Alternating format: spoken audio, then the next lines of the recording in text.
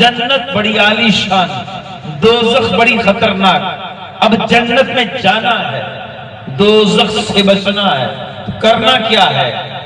7 سوالات ہیں، 7 سوالات ہیں، ان کی تیاری کرنی ہے. 7 سوالات. 3 سوال قبر میں ہوں گے، 4 قیامت کے دن ہوں گے. دنیا میں اگر ایگزامینیشن ہال کے اندر بیٹھنا ہے اور ایگزام دینا ہے اور کوئسچن پیپر کے اندر ہمیں پتا ہے پتہ نہیں کون سا سوال آ جائے. ممکنہ سوالات ہوتے ہیں، کوئی پتہ نہیں کہاں سے آ جائے، سوال کا کوئی پتہ نہیں پوری بک سے کہاں سے آ جائے، آؤٹ آف سلیبس بھی آ سکتا ہے. اب اس کے لیے کس قدر تیاری کرتے ہیں، کتنا رٹا لیشن اس بیسٹ پاپولیشن ہے، رٹا مارتے ہیں، خوب دہرائی کرتے ہیں اور راتوں کو جاگتے ہیں اور سب کچھ چھوڑ چھاڑ دیتے ہیں. موبائل بھی گھر والے لے لیتے ہیں. تیاری کر، بہت سارا سال تو نے پب جی کھیل لیا، اب یہ کام کر، بہت تو نے گل چھرے اڑا لیے، اب تیاری کر، 2 مہینے رہ گئے. تو اتنی تیاری، پیپر میں سوالات کا پتہ نہیں ہے، کنفرم کوئسچنز نہیں ہے، پھر بھی اتنی تیاری. اور اللہ تعالیٰ نے، اس کے رسول صلی اللہ علیہ وسلم نے قبر و حشر کا پیپر آؤٹ کر دیا. کوئسچن پیپر آؤٹ ہے بالکل. یہ تمہارے سامنے 7 سوالات ہیں، اس کی تیاری کرنی ہے. 3 سوال قبر میں ہوں گے. پہلا سوال، من ربو کا، تیرا رب کون ہے، تیرا رب کون ہے. آج اللہ کو بھی ہم صحیح طرح پہچانتے نہیں ہیں. نام سنا ہوا ہے، اللہ اللہ ہے، لیکن اللہ کی معرفت، اللہ تعالیٰ کی شانیں، اللہ کی عظمت، ہم نعوذ باللہ کبھی تو اللہ کو محتاج کہہ دیتے ہیں، اپنے کفریہ جملے بول دیتے ہیں، کفریہ باتیں اپنی زبان سے نکال دیتے ہیں، نعوذ باللہ اللہ تعالیٰ کی شان میں گستاخی کر دیتے ہیں، نعوذ باللہ. عام روٹین کے اندر کوئی ہمارا نیک آدمی کوئی فوت ہو جائے، کہتے ہیں اللہ کو اس کی ضرورت تھی اس لیے اللہ نے اٹھا لیا. یہ کفر ہے ایسا کہنا. اللہ کو کسی کی ضرورت نہیں، اللہ کسی کا محتاج نہیں. یہ ہمارا عقیدہ ہونا چاہیے. اللہ بے نیاز ہے، وہ صمد ہے، وہ کسی کا محتاج نہیں، وہ تو نبیوں کا بھی محتاج نہیں. اللہ اتنی عظمت والا ہے، وحدہ لا شریک ہے. شرک سے بچنا ہے، کیونکہ قرآن فرماتا ہے اگر شرک نہیں کیا ہوگا تو اللہ جس کو چاہے گا اس کے گناہ معاف کر دے گا، لیکن شرک معاف نہیں ہوگا، شرک معاف نہیں. تو اپنے رب کی معرفت، اللہ کی پہچان کیسے حاصل ہو؟ امیر اہل سنت نے کتاب لکھی ہے کفریہ کلمات کے بارے میں، سوال جواب. پڑھیں، اپنے رب کی معرفت حاصل کریں.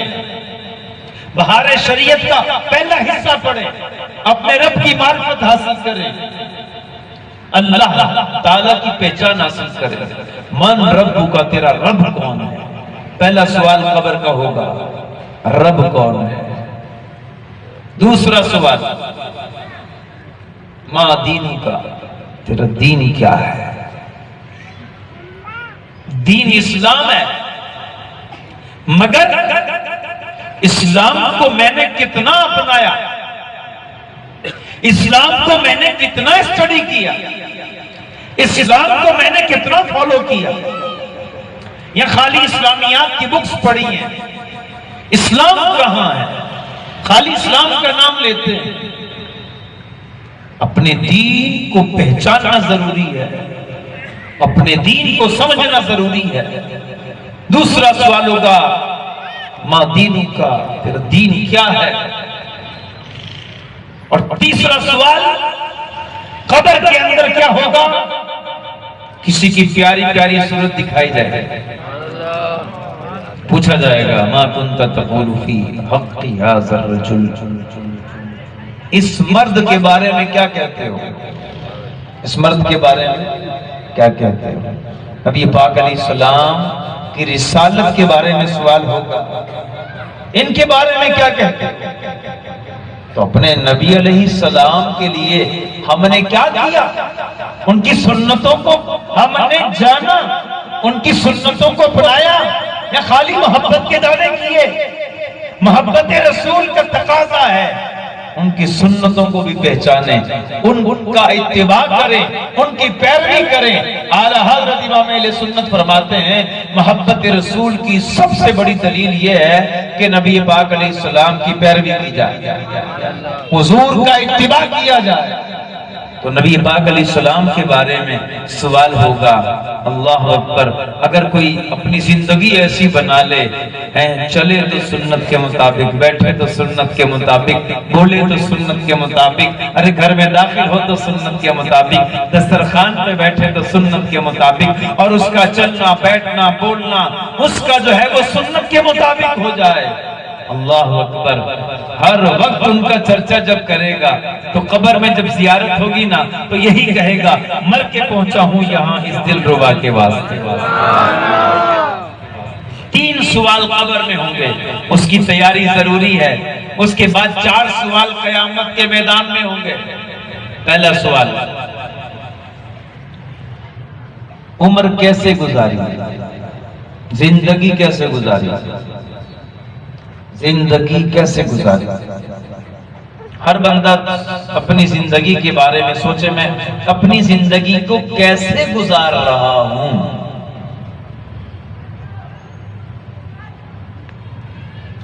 میرے معمولات زندگی کیا ہے، میرا لائف اسٹائل کیا ہے، میں کیا کر رہا ہوں، میری زندگی کیسے چل رہی ہے،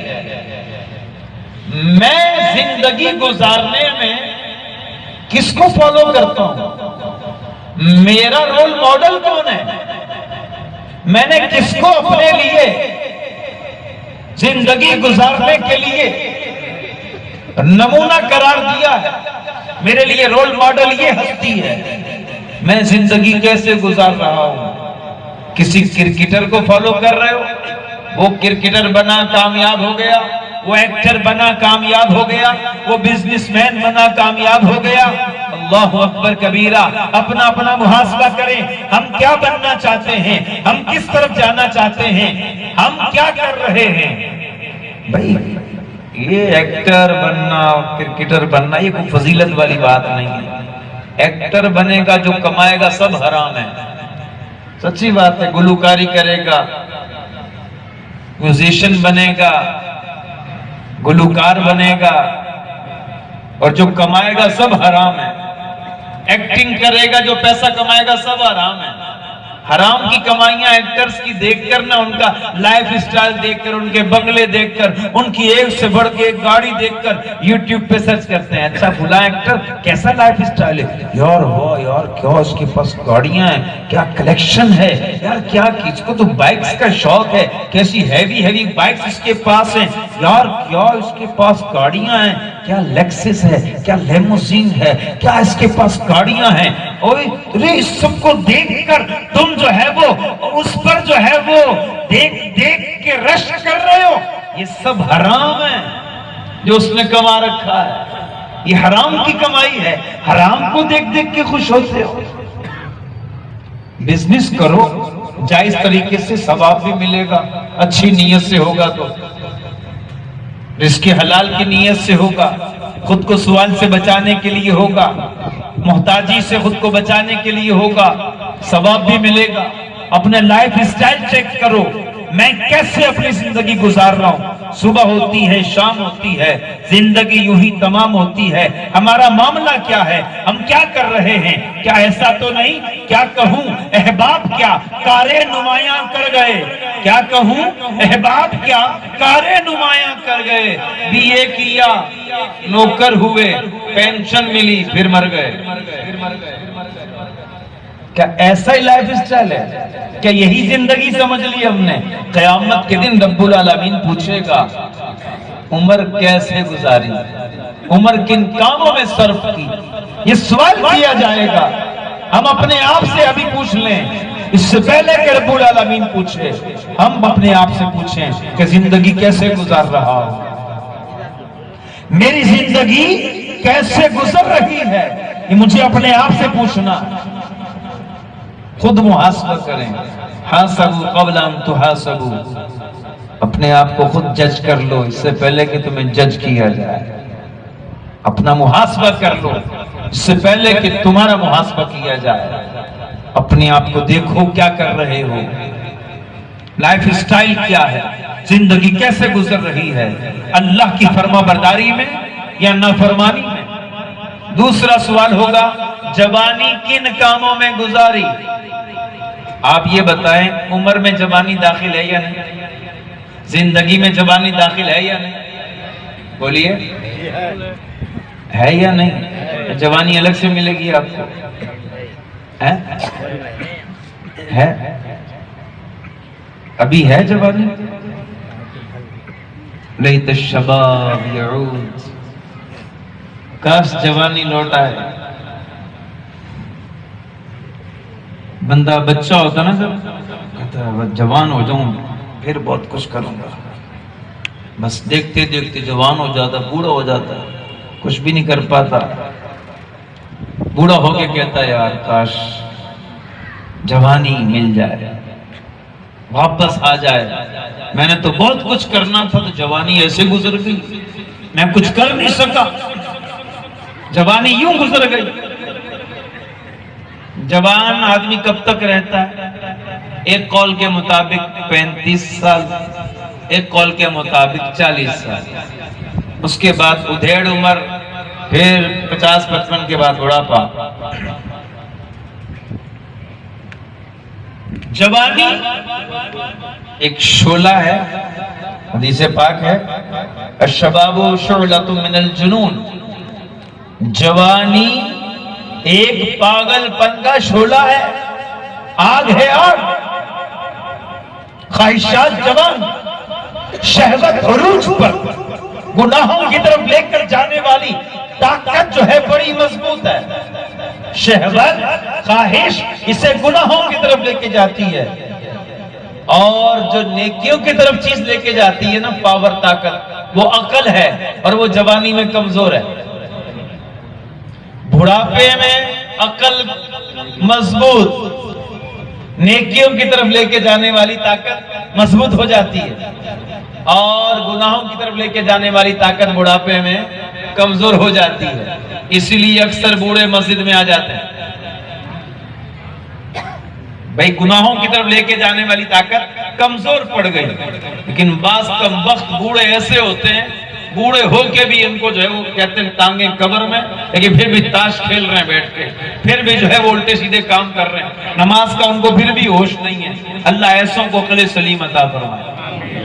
لیکن کوئی بوڑھا ہو کے مسجد میں آ گیا ہے, پھر بھی مبارکباد کا مستحق ہے, پھر بھی خوش نصیب ہے.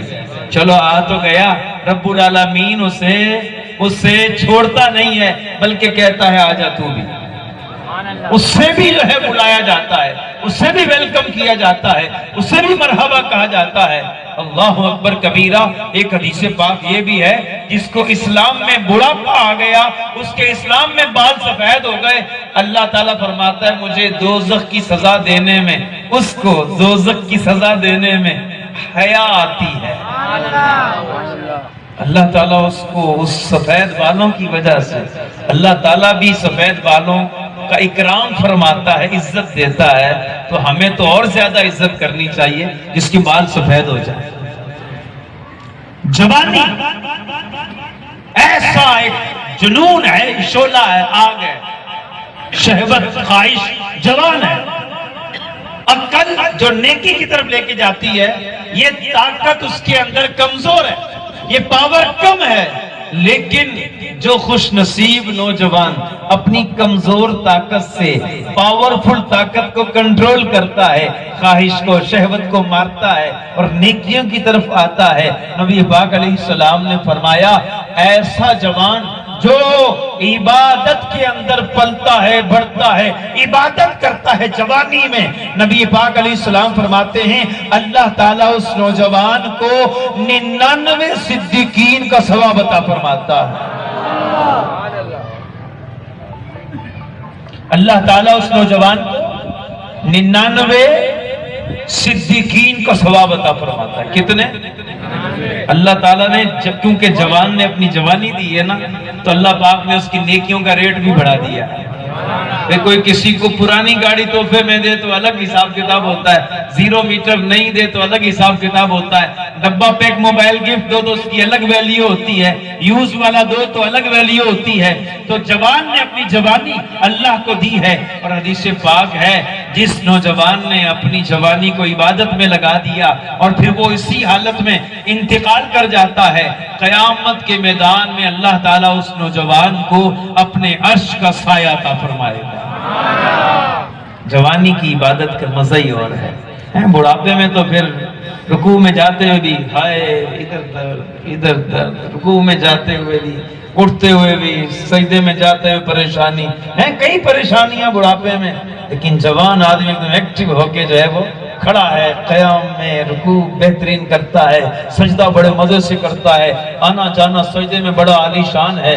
اسی لیے کسی نے کہا تھا جوانی میں سجدے کر لو، میں نے بہت سے بوڑھوں کو دیکھا ہے بڑھاپے میں سجدے کرنے کے لائق نہیں رہتے، سجدہ بھی نہیں کر پاتے، کرسی پہ بیٹھ کے نماز پڑھتے ہیں۔ تو جوانی سے اپنے سجدوں کی عادت ڈال لو۔ اور ایک روایت میں یہ بھی ہے کہ جو آدمی اپنی جوانی پاکیزہ کر لیتا ہے، جو آدمی اپنی جوانی پاکیزہ کر لیتا ہے، اللہ تعالیٰ اس کا بڑھاپا بھی پاکیزہ فرما دیتا ہے۔ آؤ آج اس مبارک اجتماع میں نوجوانوں سے خاص طور پہ کہوں گا، آؤ سچی توبہ کرو۔ اللہ تعالیٰ نوجوان کی توبہ سے بہت زیادہ خوش ہوتا ہے۔ اپنے رب سے صلح کر لو، آؤ اس کی بارگاہ میں توبہ کر لو۔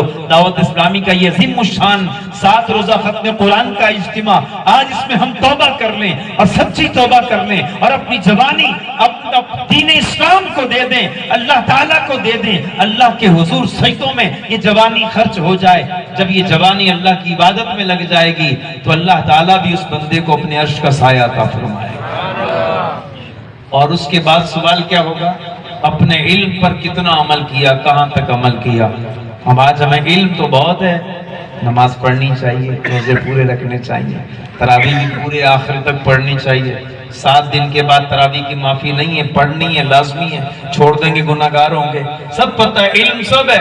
زکوٰۃ فرض ہے پھر بھی ڈنڈی مارتے ہیں، پوری زکوٰۃ نہیں دیتے، اور پتہ ہے پڑوسی بڑا پریشان ہے، اس کی پھر بھی خدمت نہیں کرتے، رشتہ دار بڑا مستحق ہے اور آج جا کے ادھر ادھر بڑی فلاحی کام کر رہے ہیں، حاجی صاحب دوسروں کو تو بہت نواز رہے ہیں، اپنا رشتہ دار پریشان ہے۔ حدیث پاک میں کہ رشتہ دار پہ صدقہ کرنے کا ڈبل ثواب ہے، رشتہ دار کو دو گے نا، کچھ امداد کرو گے، اس کا دگنا ثواب ہے، صلہ رحمی کا ثواب بھی ہے، صدقے کا ثواب بھی ہے۔ تو اپنے علم پر کہاں تک عمل کیا؟ علم تو بہت ہے، عمل نہیں کرتے اس پہ، اس کے بارے میں بھی قیامت کے دن پوچھا جائے گا۔ اور چوتھا سوال ہوگا، مال کہاں سے کمایا، کہاں خرچ کیا۔ اس سوال کے 2 پارٹ ہیں، 2 جز ہیں۔ پہلا، مال کہاں سے کمایا، یہ بھی پوچھا جائے گا، اور دوسرا کہاں خرچ کیا۔ پتہ چلا حلال ہی کمانا ہے، حلال ہی میں خرچ کرنا ہے۔ کچھ لوگ حلال کما تو لیتے ہیں لیکن حرام میں خرچ کر دیتے ہیں، محنت کی کمائی بھی حرام میں لگا دیتے ہیں۔ تو یہ 2 سوال ہوں گے، جو چوتھا سوال ہے اس کے 2 حصے ہیں، مال کہاں سے کمایا، کہاں خرچ کیا۔ اور اللہ تعالیٰ حلال کے علاوہ قبول نہیں فرماتا، ان اللہ طیب ولا یقبل الا طیبا، اللہ پاک ہے، پاک مال ہی قبول فرماتا ہے۔ تو آپ سب، ہم سب نیت کریں، حلال کمائیں گے، حلال کھائیں گے انشاءاللہ، اور اللہ کی راہ میں خرچ کریں گے تو حلال خرچ کریں گے۔